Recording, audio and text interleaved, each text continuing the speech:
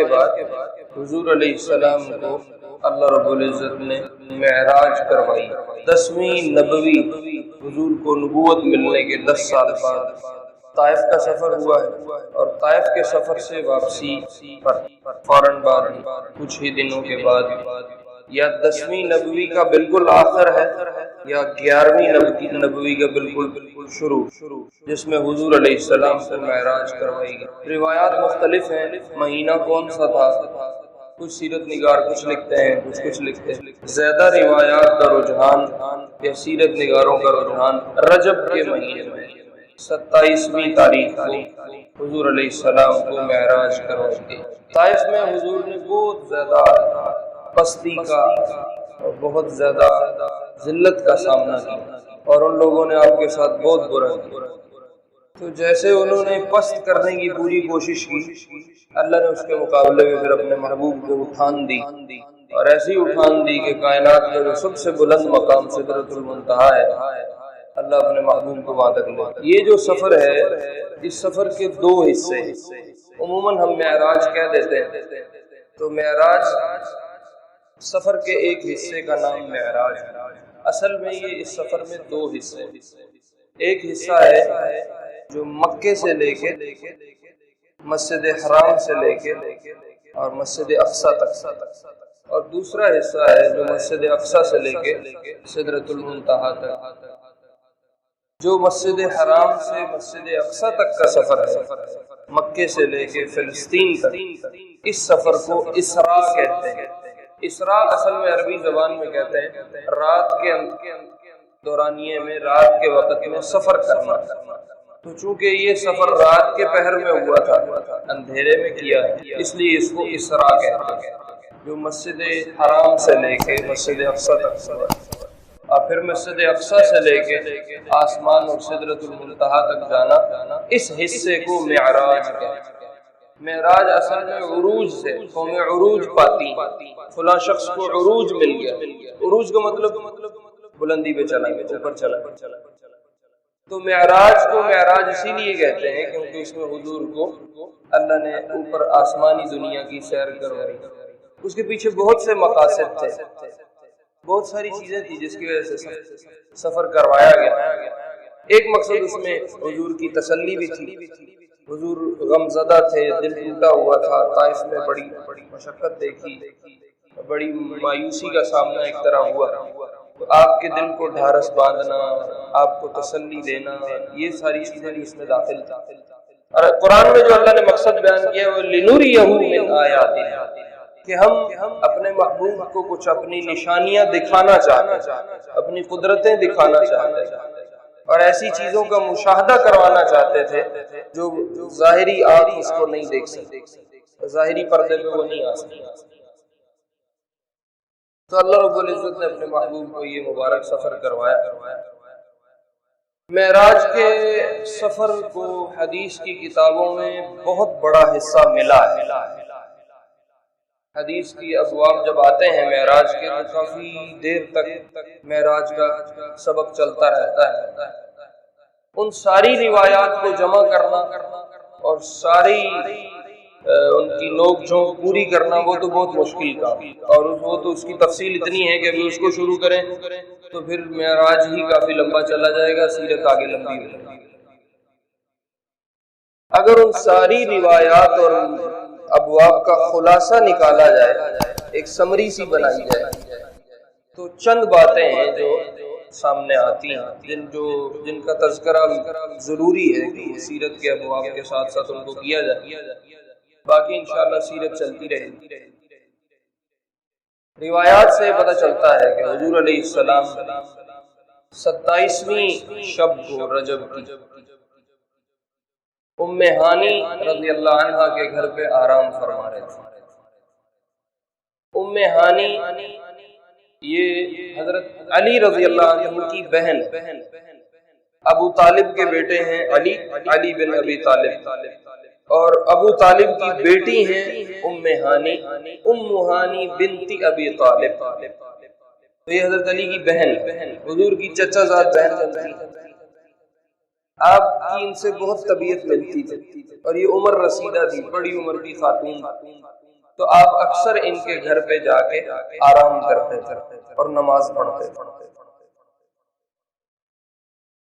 جو اب مسجد حرام ہے، ابھی موجودہ جو اس کا نقشہ ہے، اگر آپ رکن یمانی والی طرف سے داخل ہوں تو اس طرف میں ترکی جو برآمدہ ابھی بنا ہوا ہے، ترکوں کی جو علامت چھوڑی ہوئی ہے، باقی تو ساری انہوں نے ترک بلڈنگ ختم کر دی، ایک علامتی برآمدہ چھوڑا ہوا ہے مطاف کے اندر نظر آتا ہے۔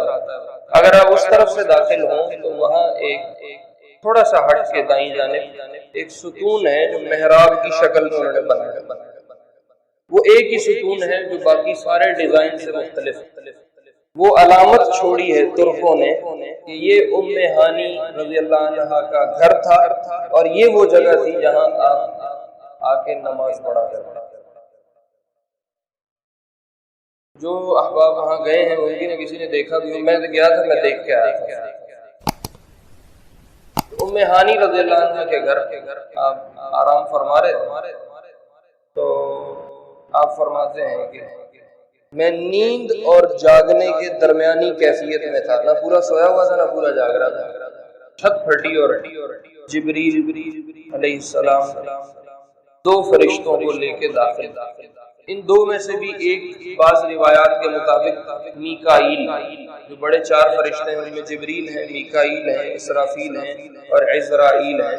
جو میکائیل ہیں بعض روایات سے پتہ چلتا ہے کہ جبریل کے ساتھ جو دوسرے تھے وہ میکائیل تھے، اور ایک فرشتہ ان کے علاوہ ہے، یہ تین فرشتے داخل ہوئے اور آپ علیہ السلام کو اٹھایا، بیدار فرمایا اور لے کے حرم میں مسجد حرام کے اندر آیا، جو اب وہ سارا احاطہ ایک ہی ہو گیا۔ پہلے کعبے سے تھوڑا ہٹ کے تھا ام ہانی کا گھر، اور جو حتیم ہے جو کعبے کے باہر ایک دیوار ہے چھوٹی سی جو قریش نے چھوڑی تھی کہ حلال پیسے ختم ہو گئے، اللہ کا گھر تعمیر کرنا ہے، بجٹ شارٹ ہو گیا، اس حتیم والی جگہ کے اندر آپ کو آ کے لٹایا اور لٹا کے آپ کا یہاں نحر سے لے کے اس جگہ سے، یہ جو ہڈی ہے نرم، یہاں سے لے کے مراق البطن اس حصے تک، جو یہ معدے تک کا حصہ ہے، اس کو چاک کیا، پورے کو کھول کے آپ فرماتے ہیں اتیت بطست من ذهب ملیء حکمتا و ایمانا، یہ دو فرشتے ایک طست لے کے آئے، ٹرے جس کو ہم کہتے ہیں، بڑا ٹرے تھا سونے کا بنا ہوا اور اس میں پانی زمزم کا تھا، اور انہوں نے میرے دل کو نکالا اور پھر اس کو دھویا اور دھو کے دوبارہ دل کو اندر رکھا اور اس میں ایمان اور حکمت کو بھرا۔ یہ حدیث کے الفاظ ہیں، اتیت بطست من ذهب ملیء حکمتا و ایمانا فشق البطن من النحر الى مراء البطن ثم وصل بماء زمزم فملئ حکمتا و ایمانا۔ دل میں ایمان اور حکمت کو بھرا، اصل میں دل کو تیار کرنا مقصود تھا کہ آگے جس سفر پہ جا رہے ہیں، آگے جس دنیا کو دیکھنا ہے، آگے جس جگہ جا رہے ہیں، وہاں کے حالات اور وہاں کے ماحول کو ہضم کر سکے اور وہ انسانی طبیعت میں اتر سکے، کیونکہ انسانی آنکھ ان منظر، ان مناظر کو، ان احوال کو نہیں دیکھ سکتی۔ اس کو پہلے تیار کیا اور دل میں اتنی قوت اور جان بھری کہ ان احوال کو مشاہدہ کیا جا سکے۔ پھر آپ نے فرمایا کہ میرے سینے کو انہوں نے بند کیا اور پھر اوپر دوبارہ مہر نبوت لگائی۔ یہ میں نے آپ کو شق صدر میں اگر یاد ہو تو اس میں گزرا تھا کہ آپ کا شق صدر ہوا ہے 4 مرتبہ، آخری جو شق صدر ہوا ہے وہ یہ معراج کا، یہاں آپ کا شق صدر ہوا اور پھر دوبارہ مہر نبوت لگائی گئی، اور جیسے کسی چیز کو سیل کر دیا جاتا ہے کہ اب نہ کچھ اندر آئے گا نہ کچھ باہر جائے گا، یوں سیل کر کے پیک کر دیا گیا۔ اب پھر آپ کو جبریل لے کے یہاں سے چلے، اب مسجد اقصی تک کا سفر کیا ہے۔ اس سفر میں کچھ جگہوں پہ قیام کیا آپ نے اور کچھ لوگوں سے ملاقات ہوئی اور کچھ جماعتوں کو آپ نے دیکھا، اس کا حدیث میں تذکرہ ملتا ہے، اس کو مختصراً انشاءاللہ ہم کریں گے۔ آپ فرماتے ہیں جب مجھے لے کے نکلے ہیں جبریل، تو کچھ سفر کے بعد ایک جگہ براق کو ٹھہرایا۔ براق ایک جانور ہے جو جنت سے لایا گیا تھا آپ کی سواری کے آپ نے فرمایا دون البغل، خچر سے تھوڑا چھوٹا ہے اور گدھے سے تھوڑا بڑا ہے، فوق الحمار، خچر سے کچھ سائز میں کم تھا، گدھے سے کچھ بڑا تھا، بالکل سفید رنگ کا جانور۔ بعض روایات سے ملتا ہے کہ جبریل بھی آپ کے ساتھ اسی براق پہ پیچھے سوار ہو، پچھلی سائیڈ پہ آپ بیٹھے۔ بعض روایات میں ملتا ہے کہ جبریل کو تو سواری کی ضرورت نہیں، تو ان کے پر ہی اپنے ایسے ہیں کہ اس سے اڑ سکتے۔ بہرحال دونوں طرح کی روایات موجود ہیں۔ کچھ سفر کے بعد ایک جگہ جبریل نے براق کو ٹھہرایا اور آپ کو کہا آپ یہاں اترے اور 2 رکعت نماز پڑھیں۔ تو آپ اترے سواری سے اور 2 رکعت نماز پڑھی۔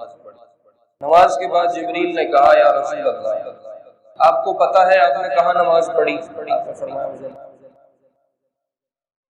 اتنا نظر آیا کہ ارد گرد کھجوروں کے باغ ہیں کافی، اتنی بات نہیں کہا آپ کو پتہ ہے یہ کیا جگہ ہے؟ نہیں پتہ۔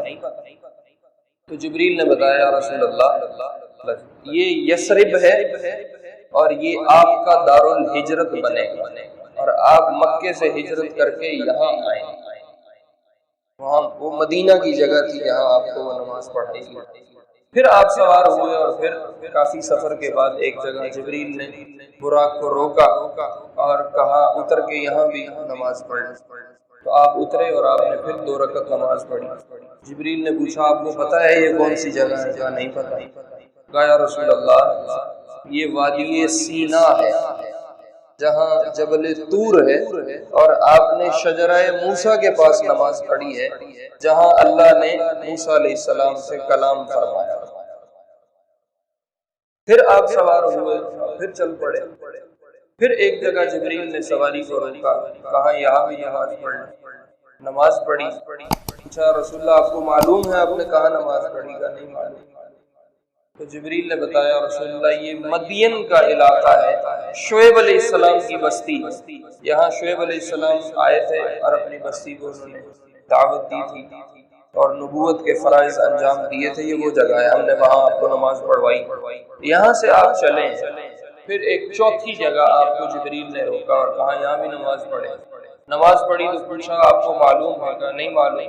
کہا یہ بیت اللحم فلسطین کے ہی علاقے میں بیت المقدس سے قریب ہی ایک جگہ ہے بیت اللحم جہاں عیسیٰ علیہ السلام کی ولادت ہوئی، پیدائش ہوئی۔ کہا یا رسول اللہ یہ عیسیٰ کی جائے پیدائش علیہ السلام، اور پھر ساتھ ہی بیت المقدس تھا۔ آپ فرماتے ہیں کہ مجھے سفر کے دوران، اس سفر کے دوران جو مسجد حرام سے مسجد اقصی تک کا ہوا، راستے میں ایک بوڑھی نے مجھے اشارہ کر کے، ایک گڑیا ہے راستے میں کھڑی، سے مجھے اشارہ کیا۔ تو جبریل نے مجھے کہا آپ نے رکنا نہیں، چلتے رہے۔ پھر کچھ دیر بعد ایک بوڑھے نے اشارہ کیا، بلایا اپنی طرف، تو جبریل نے منع کیا کہ اس کی طرف توجہ نہ فرمائے اور چلتے رہے۔ پھر جب آپ بیت المقدس کے قریب پہنچے تو ایک جماعت ہے جو بڑے نورانی چہرے ہیں، بڑے خوبصورت سے قد کاٹ والے ہیں، انہوں نے روکا۔ تو جبریل نے کہا آپ یہاں ٹھہریے، آپ رک جائیں۔ تو وہاں آپ رکے ہیں تو وہ جو جماعت تھی اس نے کہا السلام علیکہ یا اول، السلام علیکہ یا آخر، السلام علیکہ یا حاشر۔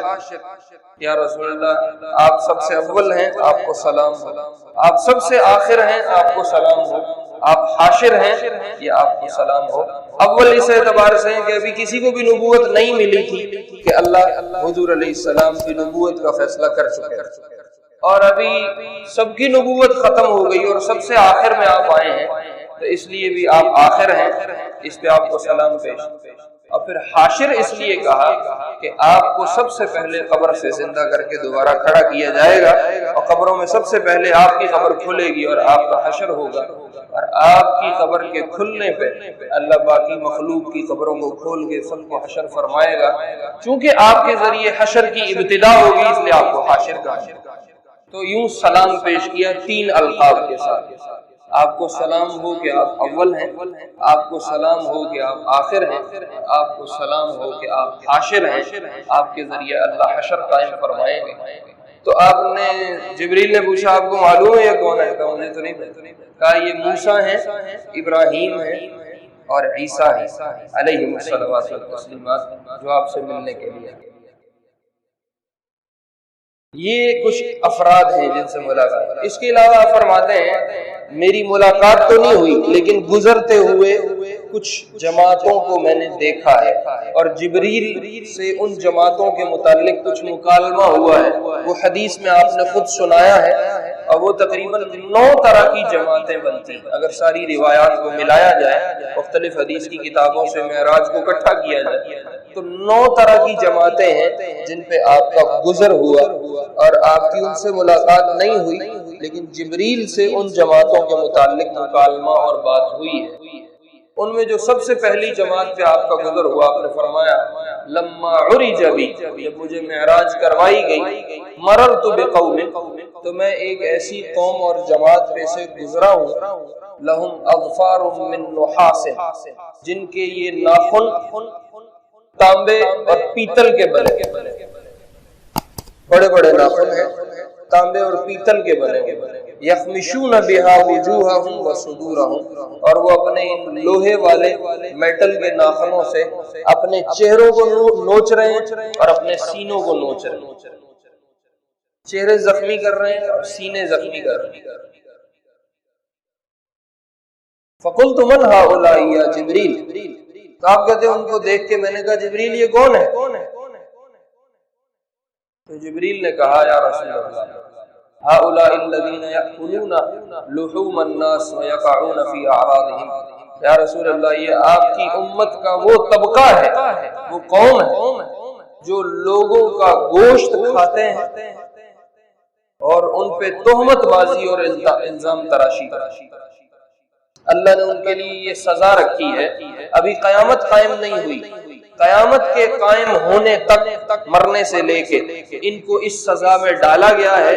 باقی ان کی سزا کا فیصلہ حشر کے بعد جب حساب کتاب ہوگا پھر جہنم کی شکل میں ہوگا اور وہاں جو ہوگا وہ دیکھا جائے گا. دنیا میں یہ ان کو عذاب دینے کی اللہ نے یہ شکل بنائی ہے کہ جو لوگ غیبت کر کے لوگوں کا گوشت کھاتے ہیں اور لوگوں میں تہمت بازی اور الزام تراشی کرتے ہیں، اللہ ان کو موت سے لے کے قیامت تک اس عذاب کی شکل میں مبتلا کرتا ہے.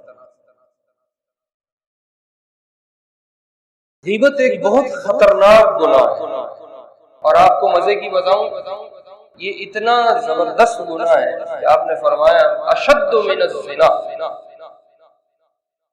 اگر کوئی شخص زنا کرے اس کو جو نحوست اور گناہ کا سامنا کرنا پڑے گا ایک غیبت کرنے والے کو اس سے کہیں زیادہ نحوست اور گناہ کا سامنا کرنا.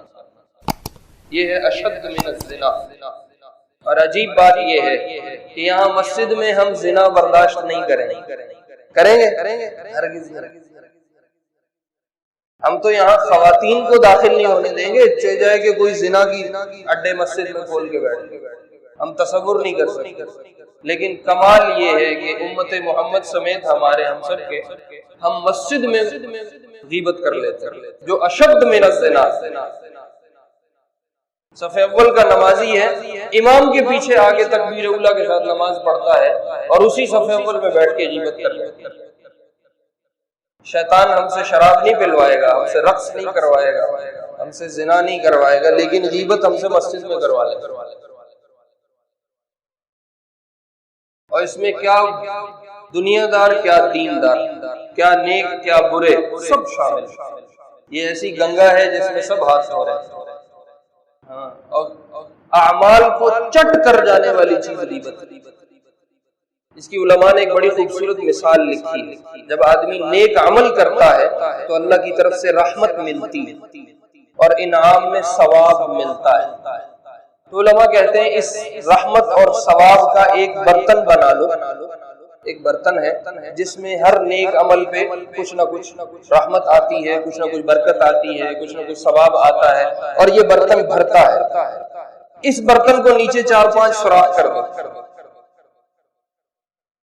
تو کسی تانبیے میں، کسی بڑے برتن میں اگر اوپر 4 نلکے چلا دو اور نیچے اس کے بڑے بڑے چھید کھول دو اور سوراخ کھول دو، وہ برتن کبھی بھی نہیں بھرے گا. وہ جو آئے گا وہ ضائع ہوتا ہے. گالی دینا، جھوٹ بولنا، غیبت کرنا، یہ ہمارے نیکی کے برتن کے سوراخ اور بڑے بڑے چھید ہیں۔ ہم جو ذکر کرتے ہیں، جو تلاوت کرتے ہیں، جو تسبیح پڑھتے ہیں، جو نیکی کرتے ہیں، وہ ان سوراخوں سے ہم بہا کے ضائع کرتے ہیں۔ تو اس لیے اگر برتن بھرنا ہے تو اس کا بہترین علاج ہے کہ اس کو تالا لگا دیا جائے، بس خاموش۔ من کان یؤمن باللہ والیوم الآخر، جو اللہ کو مانتا ہے، آخرت کے دن کو مانتا ہے، فلیقل خیرا او لیصمت، وہ کوئی اچھی بات کر سکتا ہے تو کرے، نہیں تو منہ کو تالا لگا دے، بند رکھو زبان کو۔ یہ جب کھلے گی یہ برتن میں چھید مارے گی، یہ نقصان ہی کرے۔ تو یہ غیبت خطرناک چیز ہے، خاص طور پہ جو نیک لوگ ہیں ان کو اس پہ توجہ دینے کی ضرورت ہے۔ جنہوں نے داڑھی نہیں رکھی ہم ان کو تو نشانہ پہ رکھ لیتے ہیں، جو سود خور ہیں ان کو نشانے پہ رکھ لیتے ہیں، جو اور اس طرح کے کسی گناہ میں مبتلا اس کو نشانے پہ رکھ لیتے ہیں، لیکن جو غیبت کرتا ہے وہ کسی کے نشانے پہ نہیں۔ وہ مولوی صاحب بھی کر رہے ہیں، وہ شیخ الحدیث صاحب بھی کر رہے ہیں، وہ مفتی صاحب بھی کر رہے ہیں، وہ حاجی صاحب بھی کر رہے ہیں، وہ نمازی صاحب بھی کر رہے ہیں، وہ سبھی کر رہے ہیں۔ کیا گھر، کیا بار، کیا مسجد، کیا دکان، ہر جگہ۔ اور یہ بات کنفرم ہے، جب گناہ ہوتا ہے نحوست اترتی ہے۔ آپ کیا سمجھتے ہو زنا کا جہاں اڈا بنا ہے وہاں کوئی نحوست نہیں؟ تو جہاں زنا سے بھی خطرناک کام ہو رہا ہے وہاں کوئی نحوست نہیں ہوگی۔ ہمارے گھر اس وقت غیبت کا پلندہ ہے، بھرے ہوئے، کون کیا کر رہا ہے، کون کیوں کر رہا ہے، کون کیسے کر رہا ہے۔ میں نے دیکھا وہ رات 1 بجے آ رہا ہے، اس کی بچی کہاں جاتی ہے، اس کا بچہ کہاں جاتا ہے، انہوں نے رشتہ وہاں کیوں کیا ہے۔ یہ جو تبصرے گھروں میں بنتے ہیں اور اس پہ جو غیبت کا ایک پہاڑ کھڑا ہوتا ہے، الامان والنفس، توبہ۔ اس لیے دوسروں پہ تبصرہ چھوڑنا پڑے گا، نگاہ اپنے اوپر لانی پڑے گی اور زبان کو تالا لگانا پڑے گا، نہیں تو کچھ پلے نہیں پڑے گا۔ جو جیبوں میں آ رہا ہے وہ سوراخوں سے نکل۔ آپ نے ایک دفعہ انس بن مالک رضی اللہ عنہ کی روایت ہے، آپ نے اعلان کیا کہ آج سارے روزہ رکھو اور جب تک میں نہ کہوں کوئی افطار نہ کرے۔ سب نے کہا جی ٹھیک۔ دن پورا گزر گیا، کوئی افطار، شام ہونا شروع ہوئی تو لوگ آنے لگے، یا رسول اللہ ہم افطار کر لیں، اب ہم افطار کر لیں، اب ہم افطار، تو آپ اجازت دیتے گئے۔ ایک نوجوان آیا، اس نے کہا یا رسول اللہ آپ کے بنتانی من اہلک، آپ کے گھر والوں میں سے 2 مستورات ہیں، 2 عورتیں ہیں، انہوں نے بھی ہماری طرح روزہ رکھا ہے، وہ اجازت چاہتی ہیں، اگر آپ اجازت دیں تو وہ بھی افطار کر لیں، سارا دن انہوں نے روزہ رکھا ہے، ان کو پیاس کی شدت تنگ کر رہی۔ آپ نے اعراض فرمایا، منہ موڑ لیا۔ وہ دوسری طرف سے آیا، یا رسول اللہ اجازت دے دیں، آپ نے پھر اعراض فرمایا۔ وہ تیسری طرف سے آیا، آپ نے پھر اعراض فرمایا۔ اور چوتھی طرف سے آیا، آپ نے پھر اعراض فرمایا۔ پھر آپ نے غصے میں فرمایا انہوں نے تو روزہ رکھا ہی نہیں ہے، جو تم میرے سے افطاری کی اجازت مانگنے آئے ہو ان کا تو روزہ ہی نہیں ہے۔ یا رسول اللہ روزے سے، آپ فرمایا ان کو کہو اگر وہ روزے سے ہیں تو ایک برتن میں قے کریں، الٹی کریں۔ وہ گیا اور اس نے جا کے کہا کہ برتن لاؤ، الٹی کرو۔ فقاءت قیحا ودما وصدیدا، ایک عورت نے اس میں سے الٹی کی برتن کے اندر، تو خون اور گوشت کے لوتھڑے اور پیپ اور اس طرح کی چیزیں، اور آدھا پیالہ بھر دیا۔ پھر دوسری نے یوں ہی قے کیا اور پیالہ پورا بھر دیا۔ وہ آپ کے پاس انہوں نے آ کے بتایا یا رسول اللہ ان کو ہم نے قے کروائی ہے، اور کہا شکر کرو جو پیٹ میں تھا باہر آ گیا، اگر یہ گند اندر رہ جاتا تو یہ ان کو سیدھا جہنم میں پہنچا دیتا۔ تو انہوں نے کہا رسول اللہ یہ کیا ہے؟ اب انہوں نے یہ ایک دوسرے کے ساتھ بیٹھ کے سارا دن غیبت کرتی رہی، یہ اس کا نتیجہ۔ اس لیے بہت خطرناک چیز، اور ہم سب خاص طور پہ جو ہمارا دیندار طبقہ ہے اس کو خصوصاً اس چیز پہ کنٹرول کرنے کی اور اس پہ توجہ دینی کی۔ باقی انشاءاللہ سفر معراج کو ہم آگے چلائیں گے۔